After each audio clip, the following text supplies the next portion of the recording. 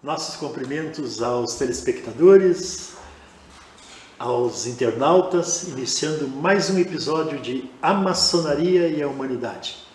Esse é o episódio 12º.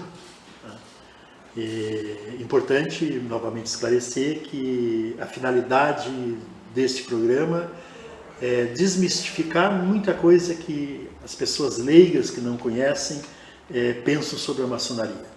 No episódio anterior, eu citei mais de 20 personalidades do Brasil, mas existe no mundo, personalidades conhecidas da sociedade e que são maçons.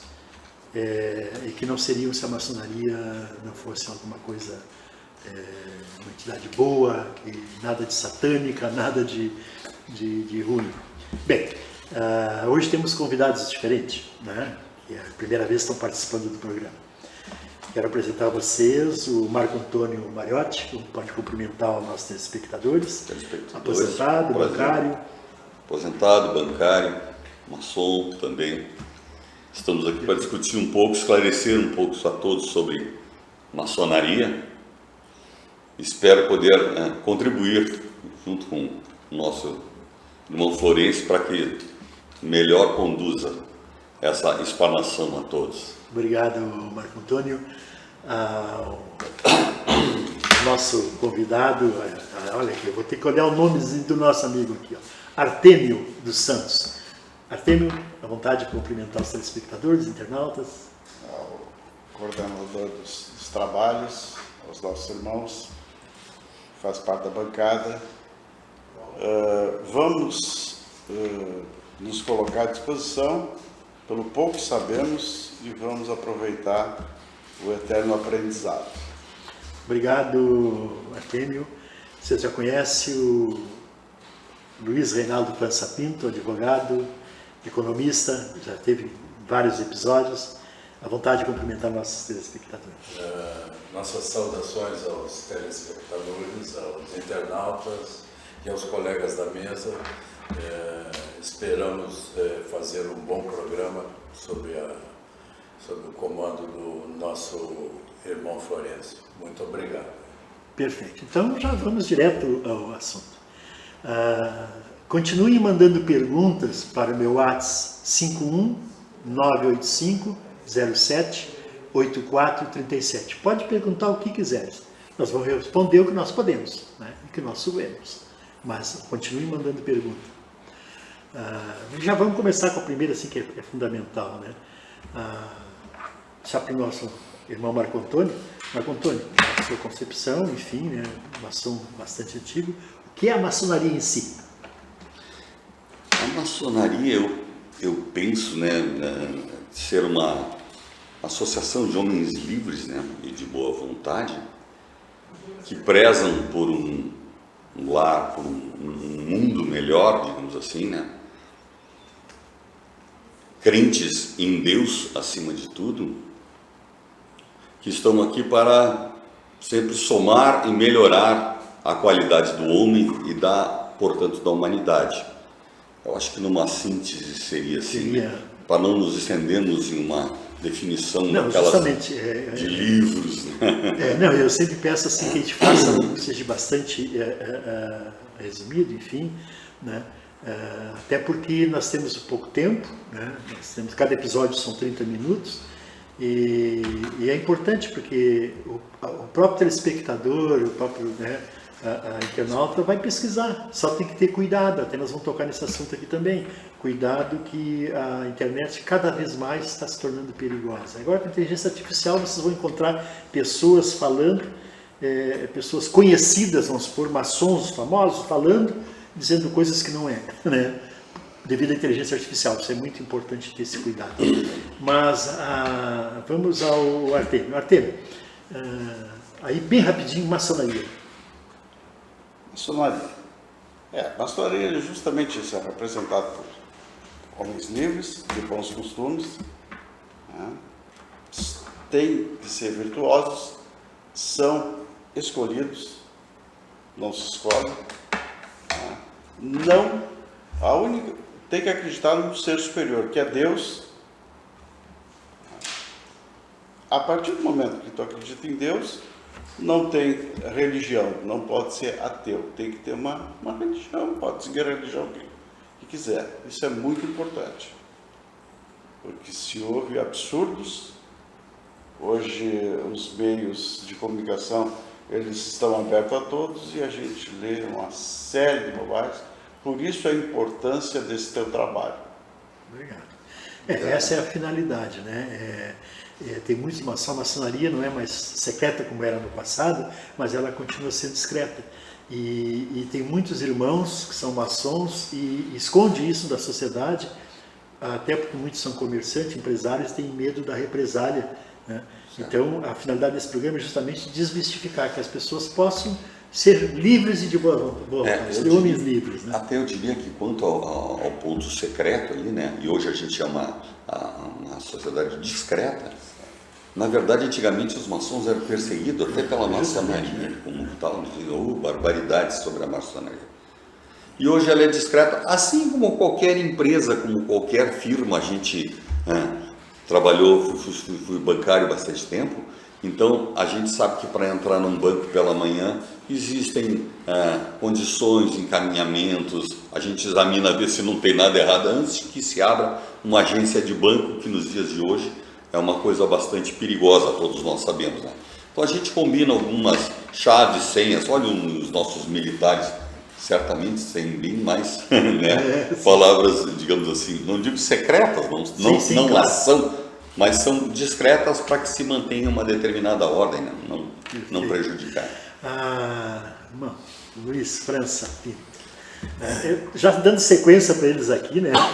Sobre secreta, discreta, enfim. É claro, a maçonaria foi muito perseguida, né, no passado, e por isso hoje ela é associada, né, para os leigos como ela fosse uma teoria da conspiração, né? Então eu gostaria que tocasse um pouco nesse assunto aí, né, para o pessoal entender que não é essa teoria da conspiração. Beleza, muito bom esse assunto e a abordagem. Tudo que já foi falado aqui, pouca coisa a acrescentar, mas sobre a organização maçônica e várias teorias de conspiração que existem, porque é uma organização a nível global, ela envolve o globo, né? E os irmãos se reconhecem pelo globo inteiro, o mundo inteiro. E se cria, em função disso, muitas teorias da conspiração, muitas fake news, né, sobre a existência e o funcionamento da organização maçônica. Ela tem as suas características próprias, o mundo inteiro se desenvolve por princípios, né, e constituem organizações legais de acordo com os princípios de cada normas de cada país. Por exemplo, a Inglaterra é uma monarquia, então, e é lá que ela surgiu, né? Foi na Inglaterra que ela surgiu como organização. Então, a monarquia domina a organização maçônica também. Então, o sistema maçônico, como funciona na Inglaterra, é pela monarquia constitucionalista, parlamentarista que lá funciona. Voltando ao Brasil, nós temos no Brasil uma república federativa. E aqui a maçonaria funciona como uma república federativa. Possui leis e regras, assim como nos outros países, assim como eu citei a Inglaterra, diferenciada pelos seus sistemas políticos, né? E assim funciona, e assim se desenvolvem, evoluem e combatem, inclusive, essas teorias de conspiração e essas organizações espúrias que surgem em função de que a maçonaria, desde o princípio, foi um sistema de poder, né?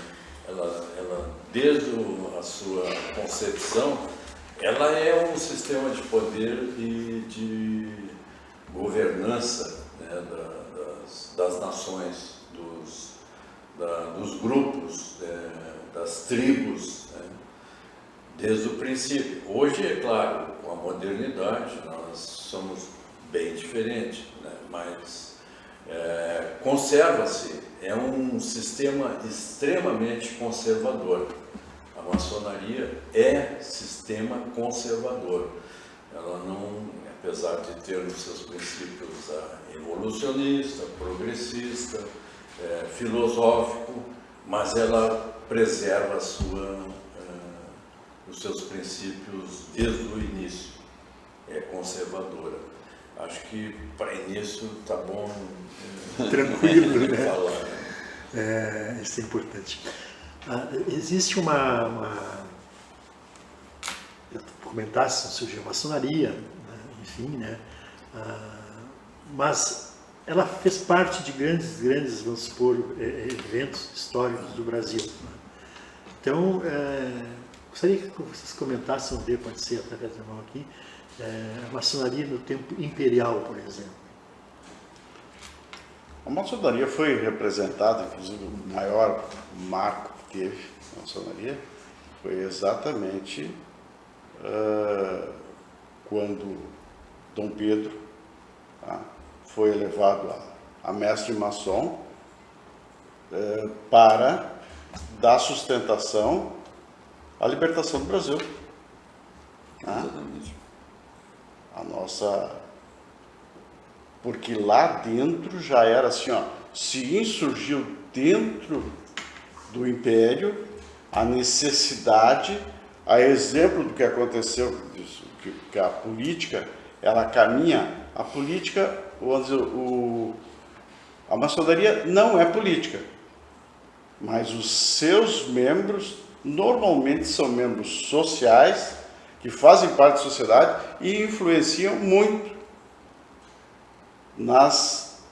vamos dizer assim, principalmente nas decisões governamentais. Tá aí o exemplo maior, e é um dos pilares que nós temos hoje, liberdade, igualdade e fraternidade. Na França, a Revolução Francesa, tá? E hoje o sistema todo baseado francês foi criado por maçons. Há exemplo que aconteceu no Brasil, exemplo que aconteceu na América, em diversos países americanos. Tá? Eu vejo isso.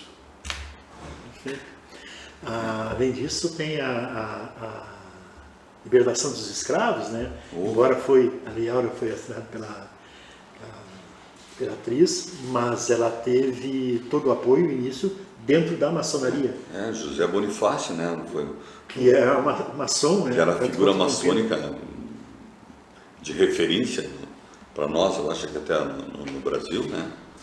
Era o tutor de Dom Pedro II, né? Ele acompanhou, então, todo o processo, ele virou república, tudo, né? Foi pelas mãos de José Bonifácio e Dom Pedro.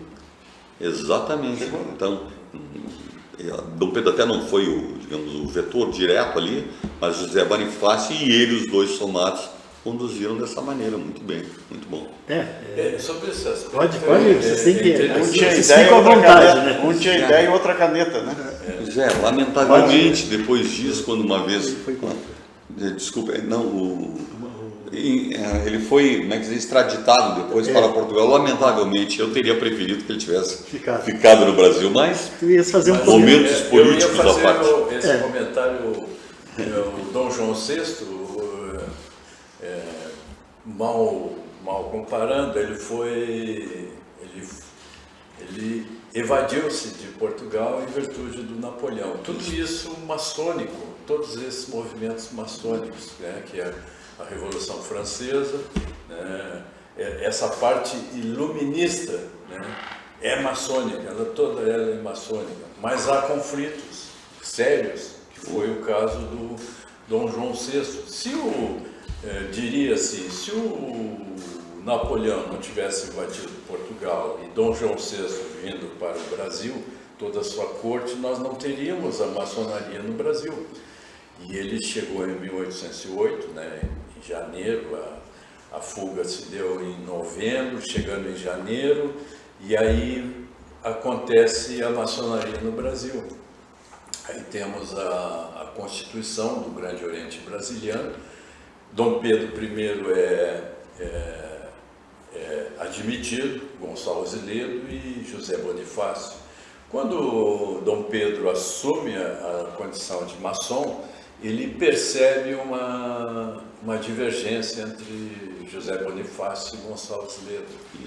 E aí ele fecha a maçonaria no Brasil. Ao mesmo tempo que acontece a independência do Brasil, né, em setembro, em setembro ele é admitido maçom, e em outubro ele fecha a maçonaria do Brasil, em 1822. E ele sendo chamado a Portugal, Dom Pedro I sendo chamado a Portugal, lá Dom Pedro IV, ele deixa o José Bonifácio como tutor do seu filho Dom Pedro II. E aí a maçonaria ressurge novamente, porque Dom Pedro saiu e ele que havia fechado, né, não estava mais presente, então a maçonaria ressurge a partir daí, né? E aí temos vários eventos, né, políticos, como o irmão falou, o desenvolvimento das sociedades através da política. São maçons, mas não exercem política como uma entidade maçônica, né? Uma entidade maçônica, como pessoas. Mas se separam. Membros proeminentes da sociedade. Membros proeminentes, políticos importantes da sociedade, como maçons, definem os destinos dessa sociedade. Aproveitando, né, para que não fique dúvida quanto nós estamos assistindo, não se discute em reuniões maçônicas política partidária nem religião, isso, mais ou menos isso. Gostaria que tocasse isso é importante para o telespectador. Nós, enquanto maçons, a entidade maçônica, ela tem uma regra restritiva de religião e política. Não há nenhuma possibilidade de discussão nas suas organizações, nas suas reuniões, de falar sobre política partidária e religiões nas suas diversas formas como existem no mundo. Nós discutimos política para fazer o mundo melhor de outra forma, não como o mundo civil, a parte política civil faz, por exemplo, com discussão de eleições, com discussão de disputa eleitoral no município, no estado ou no Brasil. Isso não faz parte do mundo maçônico. Acho que cada um segue as suas convicções. E muito importante lembrar, trazer para o nosso para ser local, para ser, vamos dizer assim, ser bairrista em termos do Rio Grande do Sul. A Revolução Farroupilha foi feita por maçons e tinha maçons de ambos os lados, dependendo de suas convicções. Por isso disse, maçom é um homem livre. De bons costumes. E de bons costumes, livre, liberdade, respeita a liberdade dos outros. Principalmente que crê em Deus.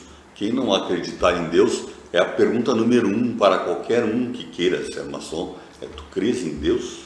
Não necessariamente esta ou aquela religião, mas há que acreditar num ser superior. Né?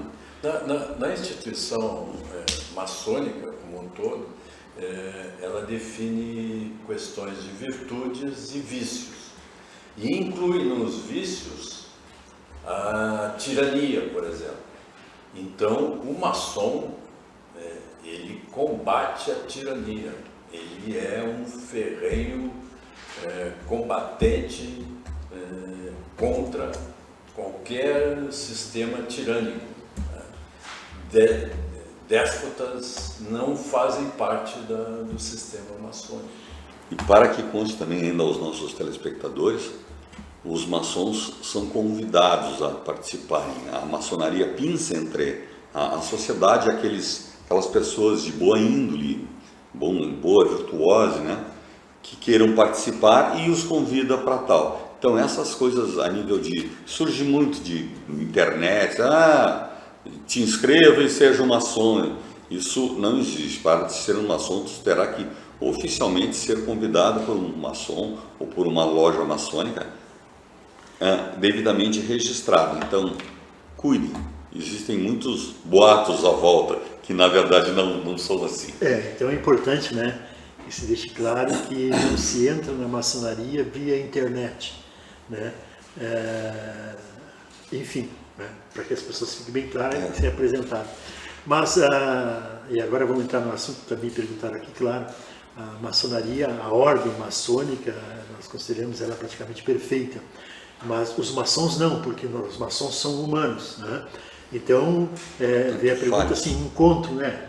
Como são humanos, não são perfeitos, né? Então, existem algumas falhas, até porque perguntaram, o cara conheceu um maçom lá que, né, não era boa gente, vamos dizer assim, certo? Bom, normalmente, eu gostaria que você comentasse sobre isso, normalmente, essa pessoa que entra para a maçonaria pensando em ficar rica, em ter poderes, ela vê que não é bem assim, ela sai, torna-se um maçom irregular, e eu gostaria que depois vocês comentassem sobre isso, né? E sai dizendo bobagens, enfim, né? Ele não era para ser um maçom. Na seleção houve, né? De alguma forma, né? Não existe perfeição do ser humano. Então eu gostaria que comentasse um pouquinho sobre essa parte. Vou começar com França, depois vamos vir para aqui, tá? Isso é importante. Beleza, isso é importante. Desde o princípio, a maçonaria foi instituída na Inglaterra, né? Por exemplo. Ela, como a gente conhece hoje, a organização de homens, né? Fraternidade, tem Constituição, tem uma série de regras e leis. Desde esse momento já havia divergências e até conflitos entre os maçons. E tem uma história sobre essa questão em 1700, por volta de 1760, 70, um dos maçons divergiu e se afastou da instituição maçônica, levando consigo documentos, questões importantes do período, inclusive parte secreta da maçonaria. E aí o sistema precisava se proteger contra essas pessoas que se diriam maçons.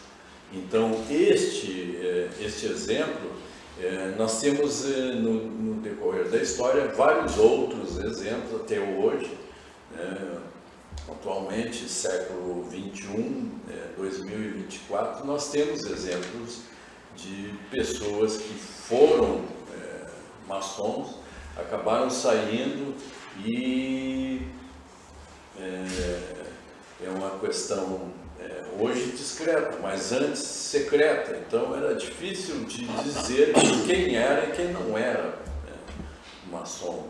E é uma questão de conceituação. Um maçom, poderia dizer ex-maçom,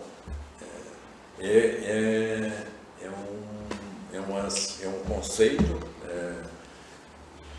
polêmico de discussão, mas esse é mais profundo e diria ao telespectador que existem pessoas que foram admitidas, ingressaram na maçonaria e saíram levando uma bagagem de conhecimento e tentando obter vantagem com isso. E aí se criaram as instituições irregulares, espúrias e etc., né? Até chegar ao ponto de estelionatários tentando enganar os incautos aí com a maçonaria. Que o Armênio Artêmio tem a dizer a respeito? Pois é, eu vejo bem simples assim. O maçom, ele é convidado. E como nós somos uma sociedade de seres humanos, e o ser humano, ele não é infalível, o que acontece? Ele entra, muitos entram e realmente são bons, não se adaptam, não é aquilo que eles esperam, porque é uma filosofia. A maçonaria, na verdade, é uma filosofia de vida, onde tu tem, como qualquer sociedade, tem regulamentos, normas, tem que seguir. Tu tem que ser uma pessoa diferente para aceitar aquelas diferenças que te são impostas, como em qualquer sociedade. As pessoas acabam não permanecendo pessoas boas. Tem aquela pessoa que já vem e é mal selecionada, porque é nós que selecionamos, é uma seleção feita por pessoas humanas. A partir do momento que tu pega e seleciona mal, tu vai ter um mau maçom. Aí vai ter o maçom, aquele que não vai deixar nunca de ser maçom, não existe ex-maçom. Tem o maçom ativo e o maçom adormecido. Ele vai pegar e vai ficar minando, quando ele não é de bom caráter, vai ficar minando e espalhando um monte de inverdades. Por isso que é muito importante esse programa, por isso que nós aceitamos fazer parte, é exatamente para esclarecer que sempre vai haver, pessoal, na sociedade sempre vai haver o problema de acertar e errar.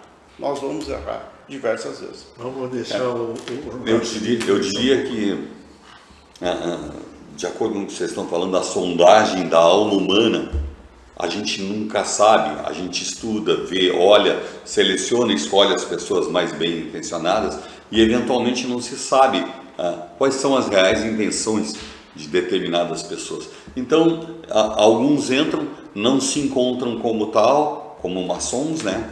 Ou ainda se arrependem ou querem tirar vantagem daquilo. E como tal, acabam fazendo muitas vezes mau uso desse conhecimento que é passado a ele ou a todos nós. Então, a alma humana tem os seus mistérios ainda até hoje. Todos nós, em todos os cantos, em todos os órgãos, está aí o nosso Brasil para nós vermos como é que é hoje. Eu acho que era isso, concluindo, que a gente teria a acrescentar. Perfeito. Quero comentar que esse programa é patrocinado pelas pizzas de Nápoles. Vocês têm que experimentar, todas são boas, mas experimente a com borda recheada, é um espetáculo. Então, vocês aproveitem. É através de delivery, tá? Tem que pedir através de delivery. Nosso episódio 12º está terminando, queremos agradecer aos telespectadores, aos internautas, enfim, também agradecer à mesa, o pessoal que foi convidado e aceitaram, porque é importante, né, para esse apresentador, para esse produtor do programa, que as pessoas realmente veem os maçons, muitos, claro, por ser discreto não querem, né, mas são livres para recusar, né, e aí não teríamos o programa. Então eu agradeço. Vocês ficam à vontade para dar esse despedido pessoal dos telespectadores. Agradeço ao nosso irmão Florencio por ter nos convidado para participar do programa. Sempre é bom discutir e esclarecer os nossos telespectadores sobre as diretrizes da maçonaria, que não é uma coisa do outro mundo assim, não. Muito obrigado. Obrigado. Tchau, rapidinho, porque nós estamos encerrando. Muito obrigado, Florencio, obrigado aos telespectadores por nos assistirem aí e vamos aos próximos, né? Muito obrigado. Perfeito. Obrigado pelo convite, obrigado aos irmãos que fizeram parte da mesa e aos telespectadores, espero que tenham acrescentado algum esclarecimento nas suas dúvidas. Perfeito. Até o próximo episódio, se Deus quiser. Até lá.